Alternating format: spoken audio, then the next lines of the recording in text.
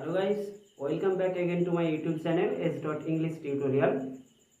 আজকের আমি তোমাদেরকে করাবো ভয়েস চেঞ্জের পার্ট 2 অর্থাৎ ভয়েস চেঞ্জের পার্ট 1 কিন্তু অলরেডি আমি ইউটিউবে ছেড়ে দিয়েছি। যদি সেটা কেউ দেখে না থাকো অবশ্যই সেটা প্রথমে দেখবে, সেখানে কিন্তু নিয়মগুলো বলা আছে কিভাবে ভয়েস চেঞ্জ করতে হবে, তারপরে এই ভয়েস চেঞ্জটা করবে, তাহলে কিন্তু অনেকটা সুবিধা হবে। কারণ পার্ট 1টাতে আলোচনা করা আছে অ্যাসার্টিভ সেন্টেন্স, এটাতে আজকের আলোচনা করব ইন্টারোগেটিভ সেন্টেন্স অর্থাৎ প্রশ্নবোধক বাক্য। প্রশ্নবোধক বাক্য প্রশ্ন থাকবে অর্থাৎ জিজ্ঞাসা চিহ্ন থাকলেই আমরা বুঝতে পারবো যে এটা হচ্ছে ইন্টারোগেটিভ সেন্টেন্স। তো ইন্টারোগেটিভ সেন্টেন্স নিয়ে কিন্তু অনেকের মধ্যে অনেক সমস্যা দেখা দেয় যে এটা মনে হয় আলাদা রকমের ভয়েস চেঞ্জ, এটা মনে হয় অনেক কঠিন। তো সেই কাঠিন্য দূর করতে কিন্তু আজকের আমি করাবো ভয়েস চেঞ্জ পার্ট 2। অবশ্যই তোমরা দেখতে থাকো শেষ পর্যন্ত, না বুঝে কেউ যাবে না, একেবারে কথা দিচ্ছি। ভালো করে মন দিয়ে দেখো, অবশ্যই বুঝতে পারবে। ভয়েস চেঞ্জ তেমন কিছু কঠিন ব্যাপার নয়, যারা পার্ট 1 বুঝতে পেরেছো অবশ্যই কিন্তু পার্ট 2টা বুঝতে পারবে। তবে আজকের কিন্তু আমি করাবো ভয়েস চেঞ্জের পার্ট 2 এ asking. Interrogative sentence is of two types. প্রশ্নবোধক বাক্য দুই ধরনের হয়, one type is asking and the another is question. আচ্ছা, তোমরা কি বলতে পারবে is there any difference between asking and question? প্রশ্ন আর জিজ্ঞাসার মধ্যে কি কোনো পার্থক্য আছে? অনেকে হয়তো বলবে না, যেটা আমি দেখেছি যে ম্যাক্সিমাম ক্ষেত্রেই কিন্তু সবাই না বলে, কিন্তু আছে।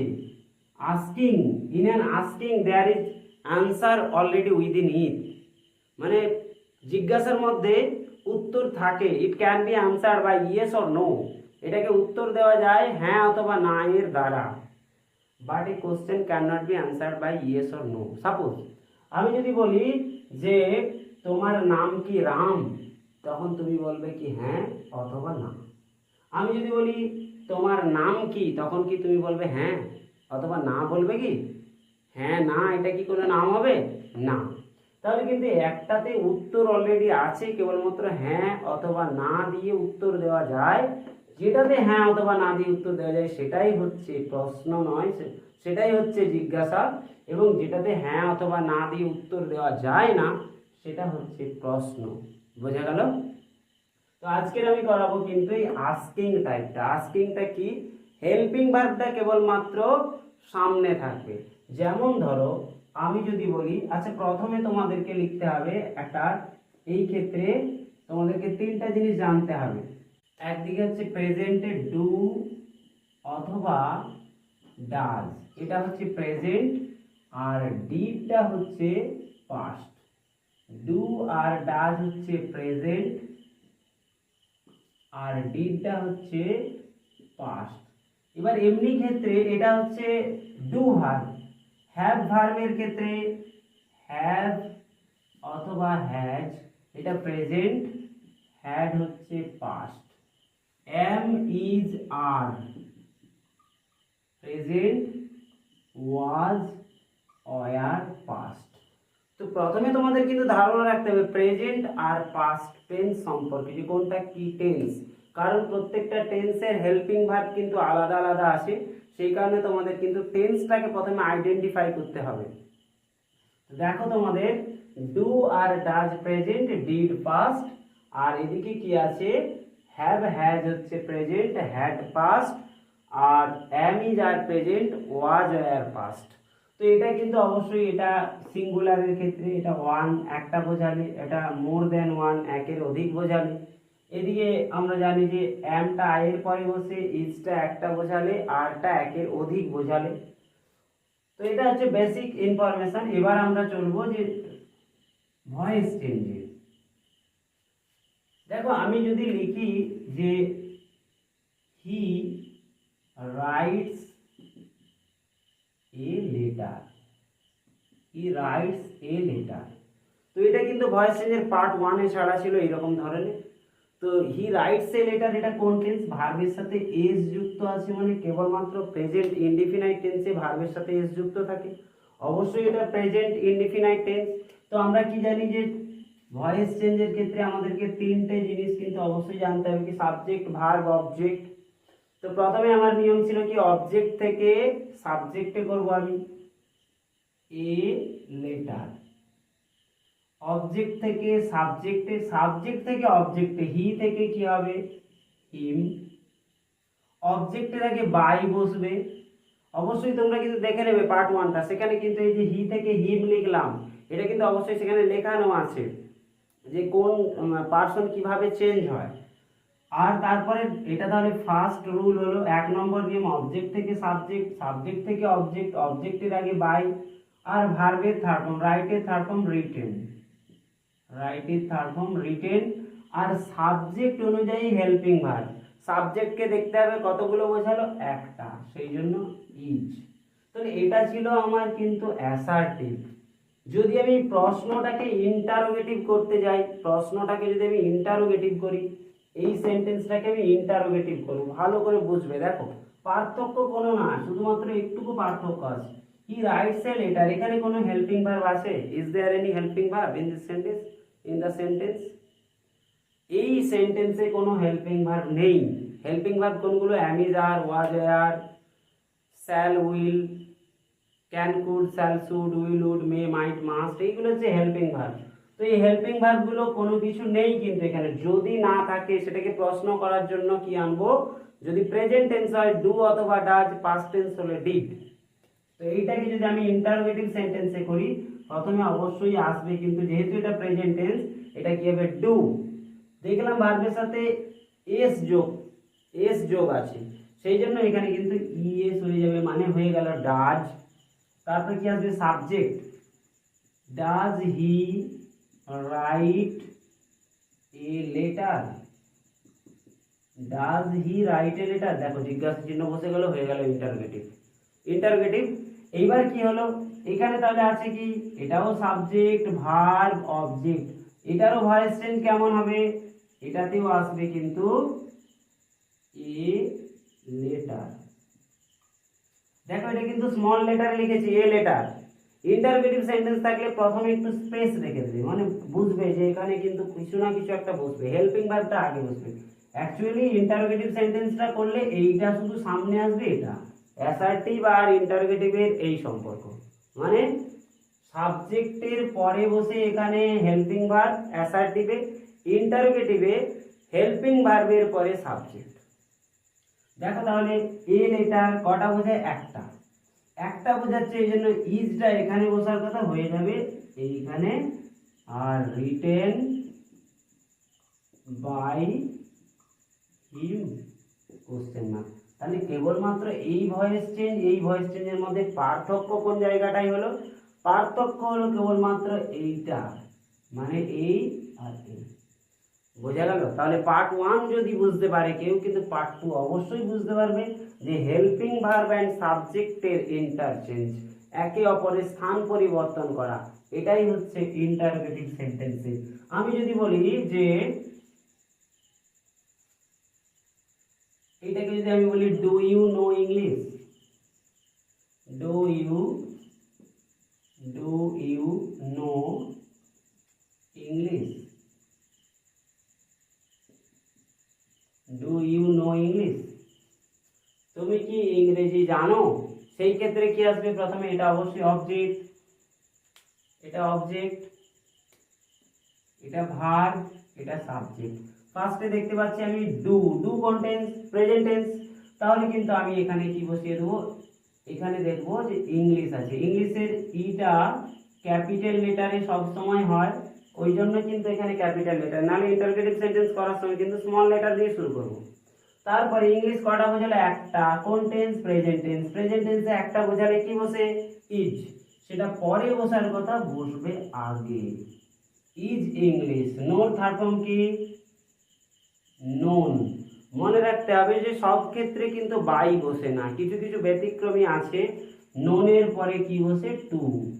আর এই ইউ থেকে ইউ। তাহলে আমার সেই পাঁচটা কিন্তু বেসিক রুল এখানেও প্রযোজ্য আছে। দেখো, অবজেক্ট থেকে সাবজেক্ট, সাবজেক্ট থেকে অবজেক্ট, অবজেক্টের আগে বাই অথবা টু, ভার্বের থার্ড ফর্ম, আর সাবজেক্টকে দেখে হেল্পিং ভার্ব, সেটা বসার কথা সাবজেক্টের পরে, যেহেতু ইন্টারোগেটিভ সেন্টেন্স সেই কারণে আগে। ধরো আমি আরেকটা লিখলাম,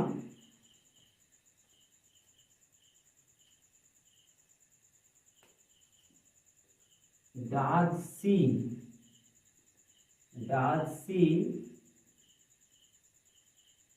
ইট 2 bananas? Does she it 2 bananas? তাহলে এখানে কি হবে, এখানে তাহলে প্রথমে কি আসবে 2 bananas, 2 bananas কটা বোঝালো, একের বেশি। প্রেজেন্ট টেন্সে একের বেশি বোঝালে কি বসে, আর বসিয়ে দাও। আর 2 bananas ইটের third form eaten by C থেকে আর, অবশ্যই কোশ্চেন মার্ক, ভয়েস চেঞ্জে কোশ্চেন মার্ক থাকলে কোশ্চেন মার্ক বসে। কয়েকদিন আগে ন্যারেশন চেঞ্জটা আমি করিয়েছিলাম, ন্যারেশন নিয়ে যারা পেরেশান তারা ভিডিওটা দেখে নেবে। তো এই ন্যারেশন চেঞ্জে কিন্তু যাই থাকুক না কেন ফুল স্টপ হবে, ভয়েস চেঞ্জে যেটা আছে সেটাই থাকবে। তাহলে দেখো 2 bananas অবজেক্ট থেকে সাবজেক্ট, সাবজেক্ট থেকে অবজেক্ট, অবজেক্টের আগে বাই, ভার্বের থার্ড ফর্ম, সাবজেক্টকে দেখে হেল্পিং ভার্ব, যে কতগুলো বোঝালো, একটা বোঝালে প্রেজেন্ট টেন্স হলে ইজ, একের বেশি বোঝালে আর, যেহেতু এটা একের বেশি বুঝিয়েছে সেই জন্য আরটা পরে বসার কথা আগে বসেছে। এটা গেল প্রেজেন্ট টেন্স দিয়ে ইন্টারোগেটিভ সেন্টেন্সের যদি হেল্পিং ভার্ব না থাকে। এবার আমি ধরো করালাম এটাকে ডিড দিয়ে করালাম। ধরো লিখালাম যে did he write a letter, did he write a letter, সে কি একটি চিঠি লিখেছিল।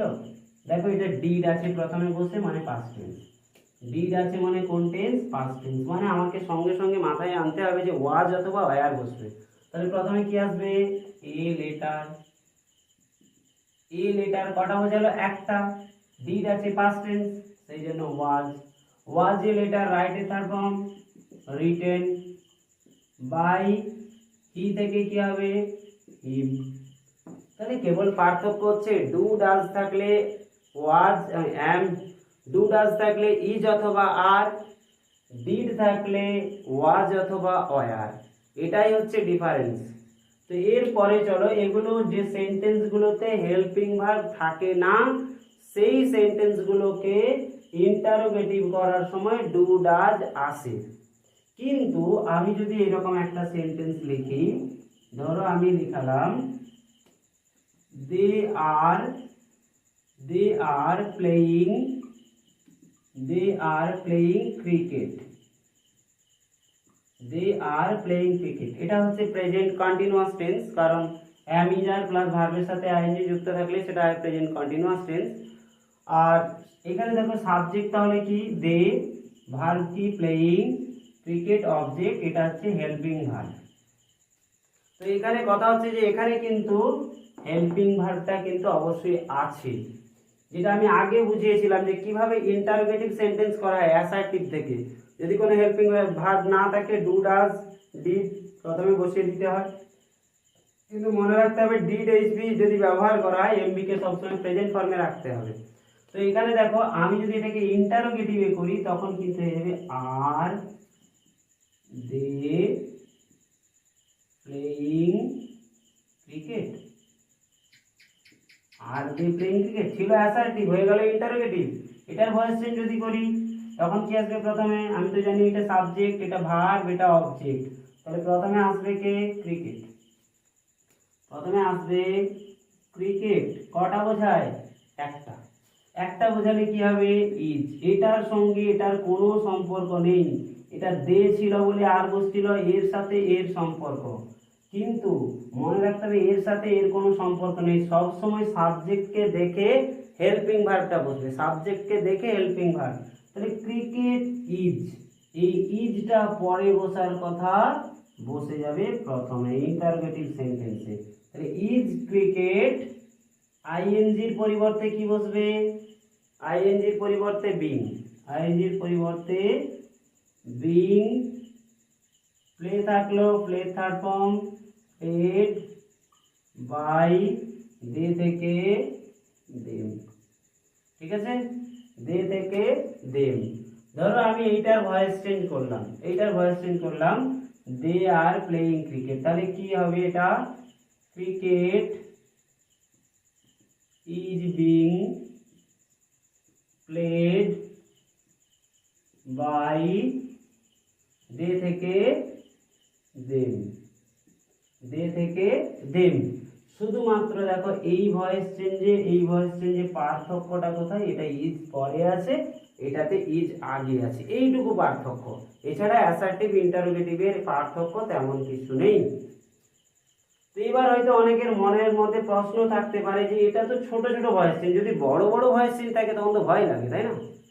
তো দে আর প্লেইং ক্রিকেট, আমি সাপোজ ধরে নিলাম এখানে যে in the field, in the field. তো এটা নিয়ে সমস্যা কি, এটা তো বাইয়ের আগে বসে যাবে, যেটা এক্সট্রা থাকবে বাইয়ের আগে অথবা পরে বসিয়ে দিতে পারি আমি। তাহলে এখানে যেমন ইন দা ফিল্ড আছে শেষে আমি ইন দা ফিল্ড লিখে দিতে পারি, অথবা বাইয়ের আগে আমি ইন দা ফিল্ড লিখে দিতে পারি, এটা নিয়ে কোনো সমস্যা নেই। এরপরে চলো যদি আমি এটাকে লিখি, এটা তাহলে হলো প্রেজেন্ট ইনডিফিনাইট, এটা হলো প্রেজেন্ট কন্টিনিউয়াস। এবার যদি আমি প্রেজেন্ট পারফেক্টে যাই, এটা পাস্ট ইনডিফিনাইট, এটা পাস্ট ইনডিফিনাইট, এটা প্রেজেন্ট কন্টিনিউয়াস। এবার যদি আমি পাস্ট পারফেক্টে যাই, পাস্ট পারফেক্ট, আমি লিখলাম has he broken the chair, has he broken the chair. তাহলে এখানে দেখো সাবজেক্ট আমার কি হ্যাজ, ব্রোকেনটা কি ভার্ব, দ্য চেয়ার অবজেক্ট। এখানে একটা সুবিধা আছে, যদি এরকম পারফেক্ট টেন্স থাকে অর্থাৎ যদি হ্যাভ হ্যাজ হ্যাড সেন্টেন্সে থাকে তখন থার্ড ফর্মটা নিয়ে কিন্তু কোনো ভাবার আর প্রয়োজন হয় না, কারণ আমরা জানি টেন্সের স্ট্রাকচারে হ্যাভ হ্যাজ হ্যাড থাকলে ভার্বের থার্ড ফর্ম করা থাকে। তাহলে এখানে প্রথমে কি আসবে দ্য চেয়ার, দ্য চেয়ার, তারপরে কটা বোঝালো একটা, আর হ্যাজ বসে আছে। যদি একটা বোঝায় হ্যাভ হ্যাজ দিয়ে সেন্টেন্স থাকলে কিন্তু হ্যাভ নতুবা হ্যাজ বসবে, আর কিন্তু সেইটা ভাববে না যে একটা বোঝালে ইজ হবে, একের বেশি বোঝালে আর হবে বা ওয়াজ হবে ওয়ার হবে, সেগুলো না।